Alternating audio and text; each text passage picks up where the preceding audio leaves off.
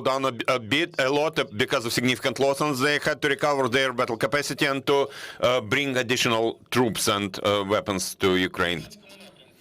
In Donetsk area, the enemy has been trying to carry out offensive operation, continuing attempts to encircle units of the joint forces to reach the administrative boundary of Donetsk and Luhansk provinces.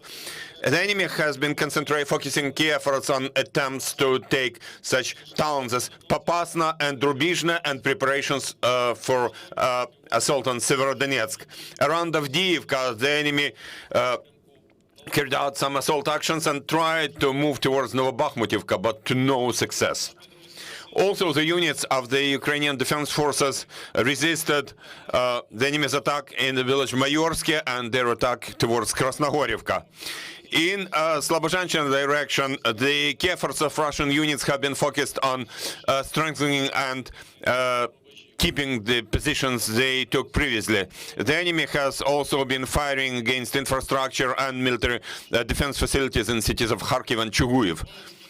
In Volyn direction, the enemy did not do any offensive action. At the same time, units of the Republic of Belarus have been brought from their permanent locations to training exercise areas. In Polisia, the enemy continues firing against towns and villages without active offensive attempts.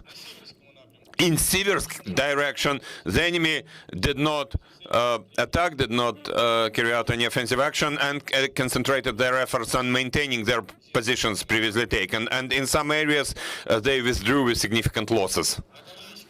In Tavria direction, the enemy continued to strengthen their control over temporarily occupied territories and carried out some filtration actions, tried to implement strict administrative and policing regime. Ukrainian defense forces focused their efforts on preventing the enemy from moving towards the city of Kryvyi Rih, city of Zaporizhia, and on defense of city of Mykolaiv. Ukrainian forces keep significant parts of sea coast defended and defend the critical infrastructure facilities. In southern Bug direction, the enemy fortified their positions, did engineering fortification work and artillery shelling on some Ukrainian units.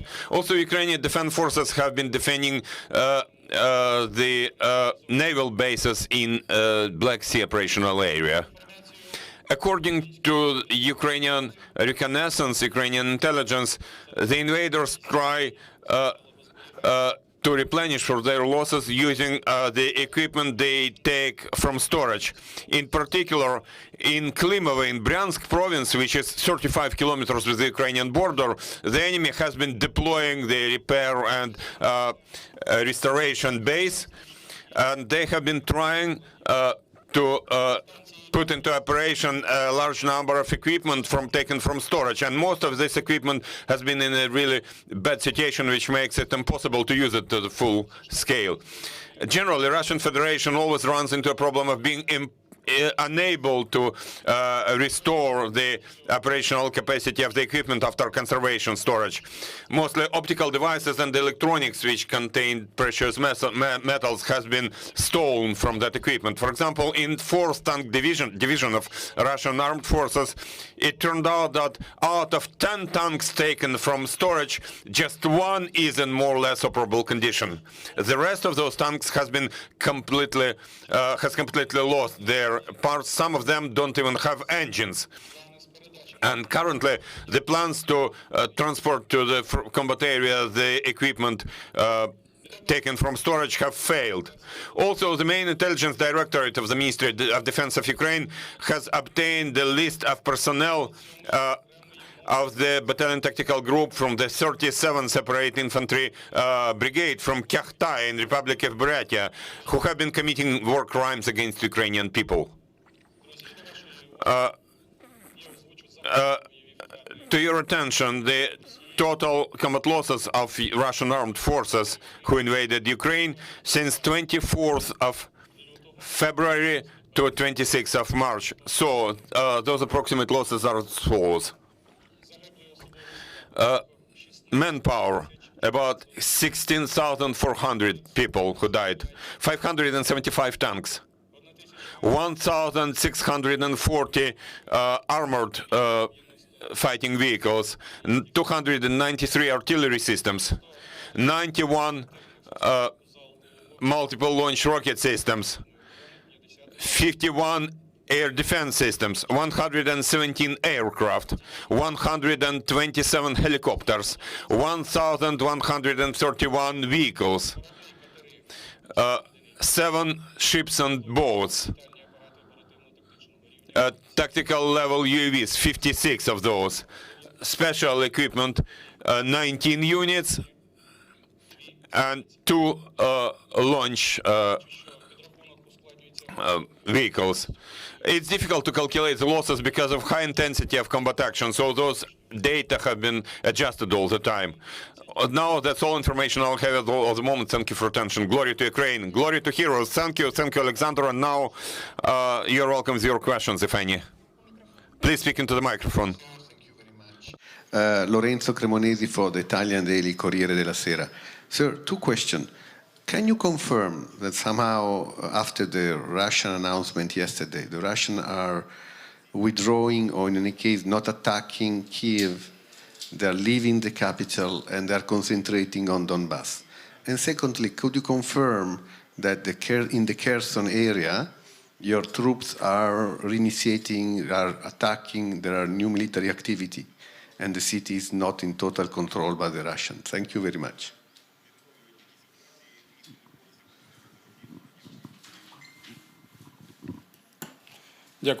Thank you. We have been monitoring the situation very carefully, and we have also heard that press briefing by Russian armed forces.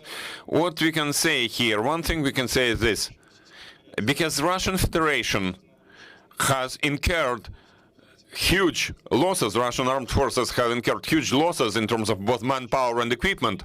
And since so-called Blitzkrieg, fast successful war, a victorious war of Russian Federation in Ukraine has failed, Russian leadership tries to adjust somehow, to make certain adjustments to this so-called special operation, which is actually a full-fledged war against our country. At the same time, at the moment, we still cannot exclude attempts and preparations by the Russian military to either take or besiege the most important administrative centers in Ukraine. So we have been monitoring the situation, and we cannot fully exclude such attempts by Russian Federation, so we should be ready for any developments in this situation. Thank you. More questions?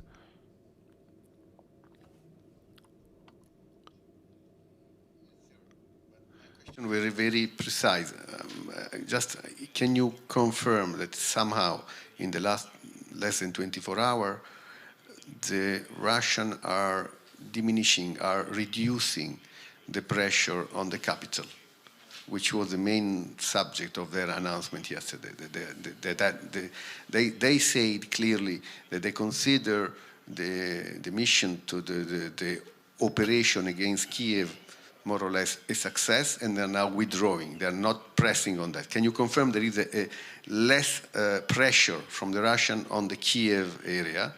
And again, Kherson, can you tell us a little more about Kherson? Is it true that you are regaining some part of the area of Kherson? Thank you. Sorry, I insist because I didn't get a specific answer. Thank you. Yes, I got your question. I can tell you one thing. Take into account huge amount of misinformation coming from Russian Federation. We cannot trust them. Now, about city of Kiev, the capital city. At the moment, we don't see any withdrawal of Russian troops from certain areas.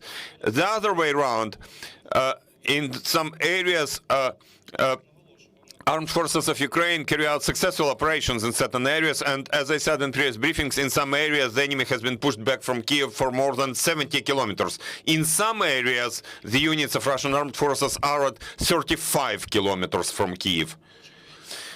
Obviously, the leadership of Russia understands that in order to take the capital of Ukraine, they need a huge amount of manpower, of personnel and equipment, and at the moment Russia cannot have it.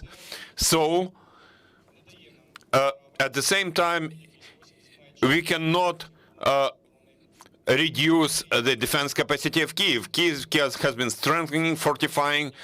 The capital city has been defended well by our military units of the armed forces of Ukraine and other components of defense force, so we are ready for any developments. Now about Kherson. I am not to comment here. Thank you. Thank you. You're welcome. I'm a reporter from Zing News. I'm from Vietnam, and I have two questions for you. The first question is, what are you doing to protect people, civilian, since many places in Kiev have become targets now? And the second question is, how do you see the participation of the people with the army, and what would you say with the Ukrainians around the world? Thank you. Повторіть, будь ласка, своє друге. Could you please repeat your second question? Repeat the second question. Yeah. The second question is, how do you see the participation of the people with the army, Ukraine army, I mean, and what would you say with the Ukrainians around the world?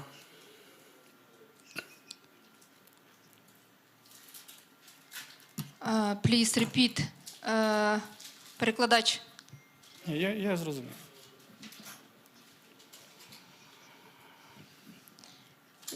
Уточніть, будь ласка, запитання. Could you please clarify your question? So what would you say to Ukrainians who are in other territories around the world, or what? All across the world, or what? What?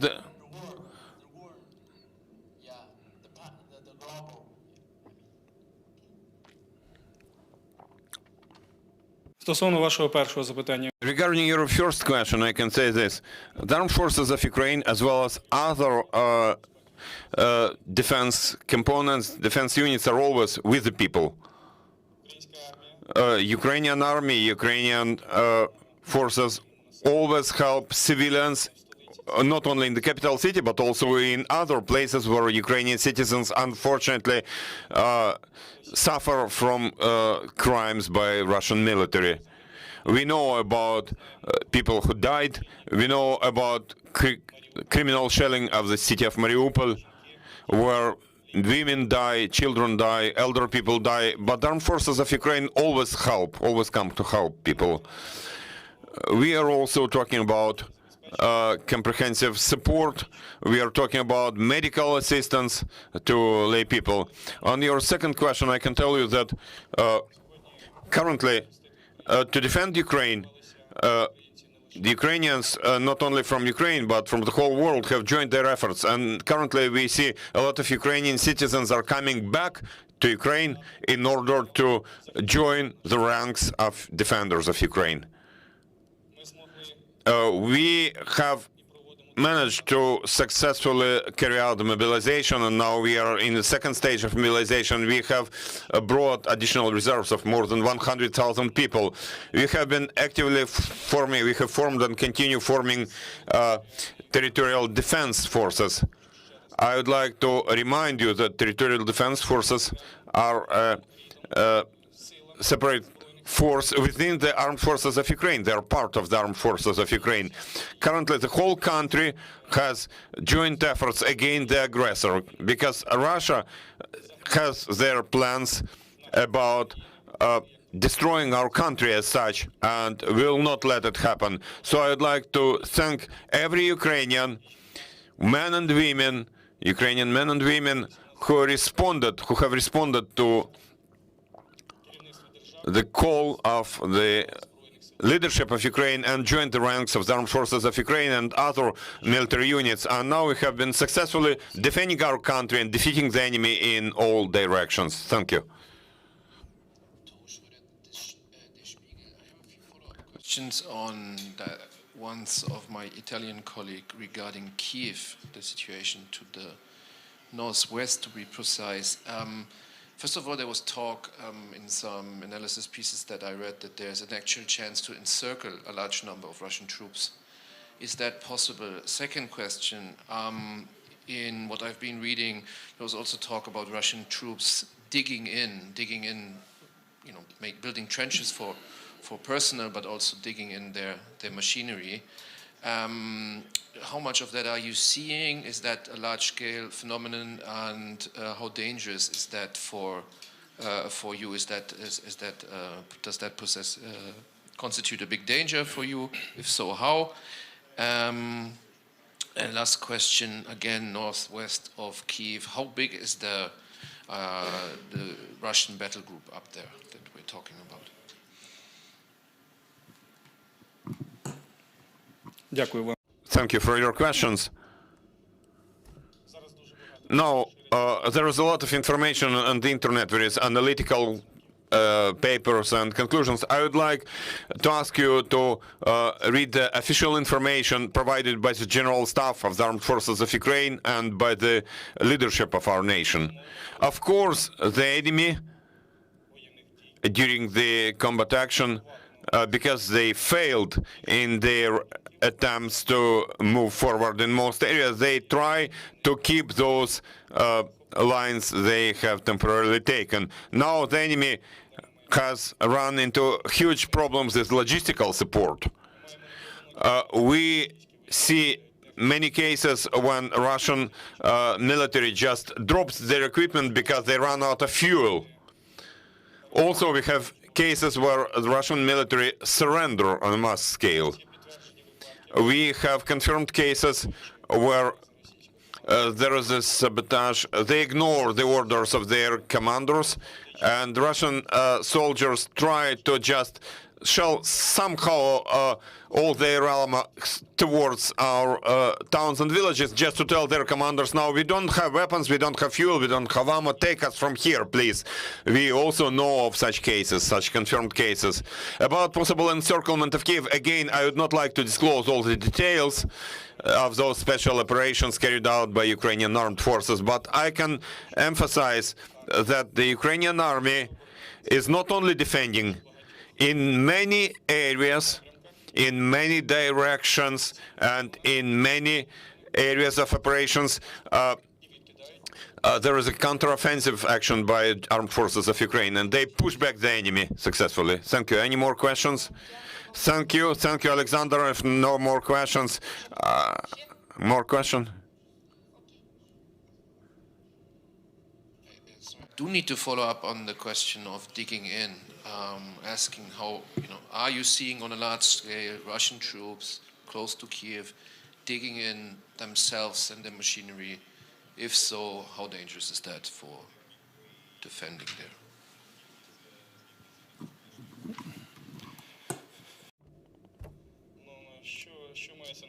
What do you mean? Why is it dangerous? Of course, the enemy is forced now to try and keep their lines that they dig in with their equipment. That's logical, because they are afraid of strikes of our aviation. They are afraid of being fired, being shooted from Ukrainian UAVs. They are afraid of our artillery. So they try to hide, to dig their equipment. That's completely, nothing strange there, and nothing terrible here. I'd like to reassure you that Ukrainian armed forces will finally push back the enemy, push away the enemy. You mentioned before the fact that Russians were surrendering. Can you, before you were very detailed in giving us the losses, the number of the deaths, of the tanks, of the equipment they lost. Do you have any idea how many prisoners you have? How many Russian prisoners are in your hands? And, if I may, can you give us also a number of your prisoners? How many Ukrainian soldiers are in Russian hands? Thank you.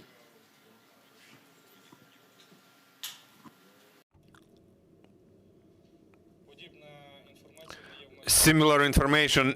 That sort of information is not within my competence. I can only say that those Russian soldiers who surrender, who become our prisoners of war, they are transferred to the law enforcement agencies of Ukraine, and then those carry out investigation on them. Several days ago, there was information that about 500 Russian military being captured by us. Thank you, Alexander. Thank you and goodbye. You monitor our announcements. Now we are developing the schedule of our broadcast, so please stay with us. Thank you and thank